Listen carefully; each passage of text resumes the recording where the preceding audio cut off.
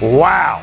Never take the genius of my guy Shohei Ohtani for granted. Joe Madden, his manager, raved about him post-game, talking about just how special he is. 11 strikeouts, 7 shutout innings, 28 swings and misses, 29 swings and misses. It's just incredible. Look at that. 81 of 99 pitches he threw for strikes.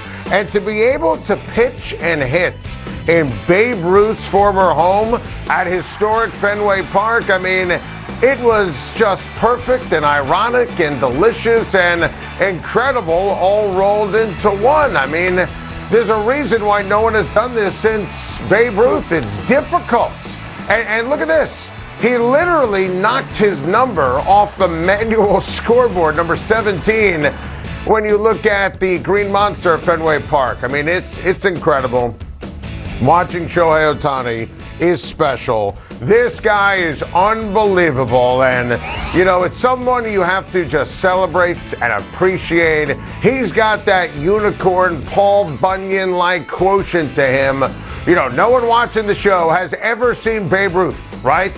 So this is the first time we've ever seen this in terms of a ball player who can hit and pitch like this. By the way, factor in on a day where he doesn't pitch, his outfield defense, his throwing arm in the outfield, his speed, his charisma, a great, wonderful face of Major League Baseball, my guy Shohei Ohtani. The Los Angeles Chargers are poised for a fantastic season.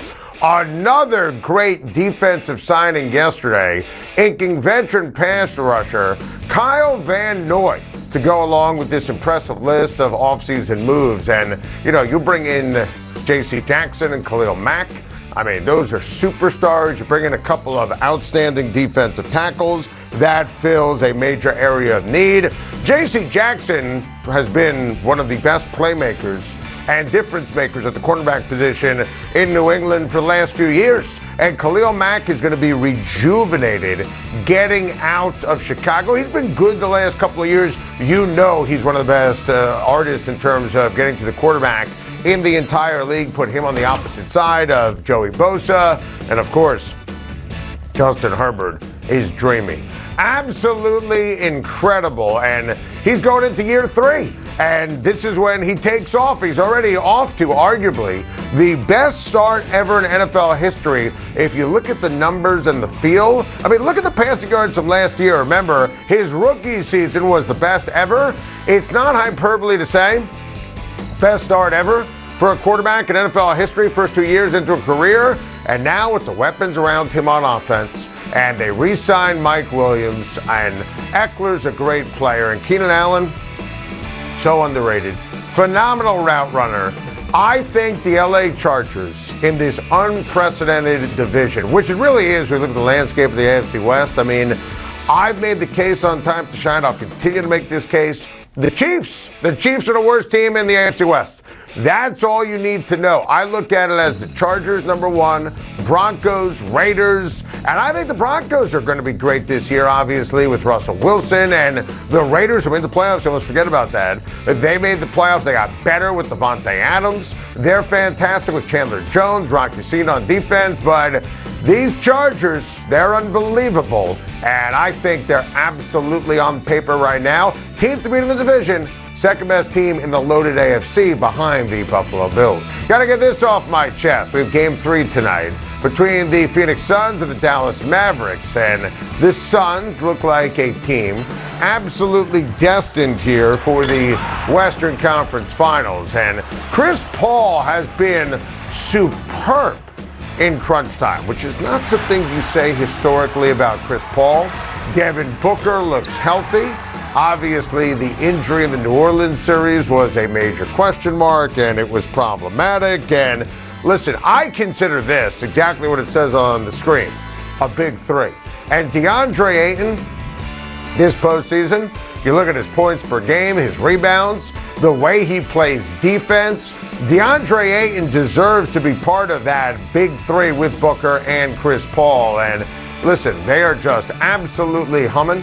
And they are ticking, and they are on fire right now on offense when you look at it from a Phoenix Suns perspective. And really, at the end of the day, only debate is how many games it's going to take for Phoenix to say goodbye to the Dallas Mavericks. You know Luka Doncic is going to get his, and I wouldn't be surprised if he scores 45 tonight. I mean, Luka is just on fire. He's breathtaking and unbelievable to watch, but he doesn't have any help.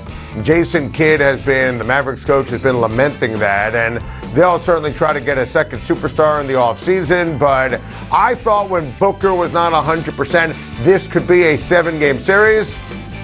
Not going to happen. And I love the Phoenix Suns to take care of business tonight.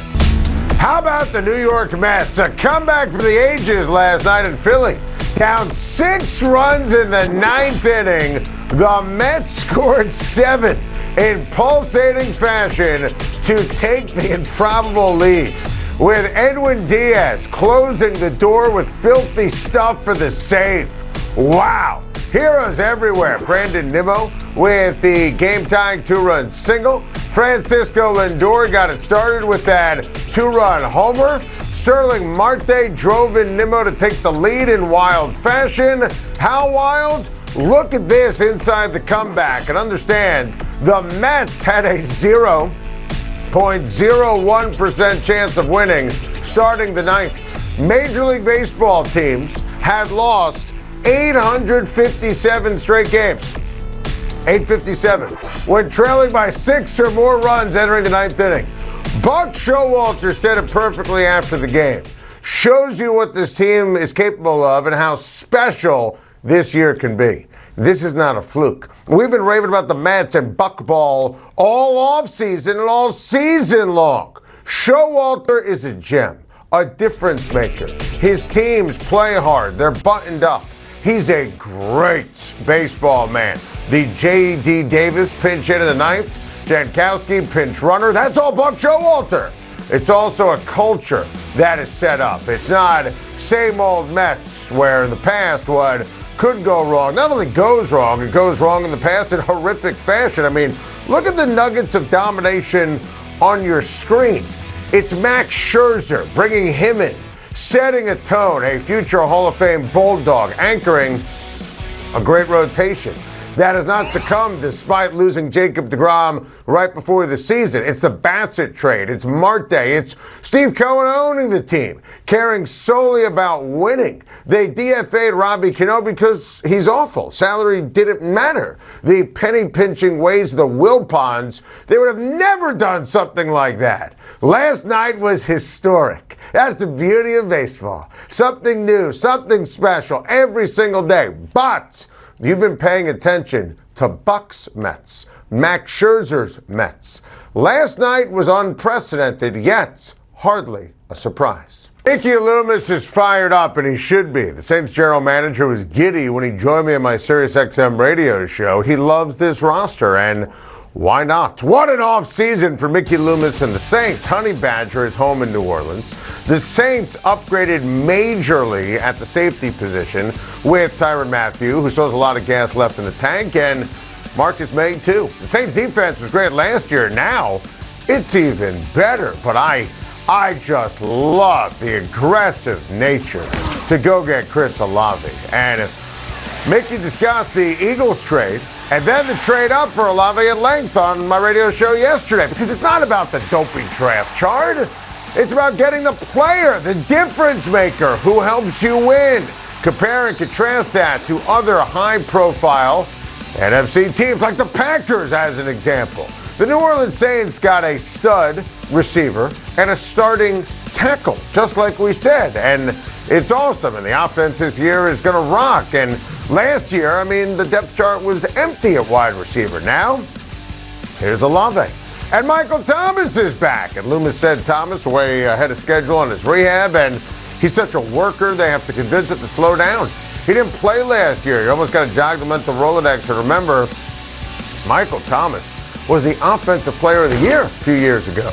Mickey Loomis has assembled a truly great team, and he left the door open for more. Think Odell or Jarvis Landry.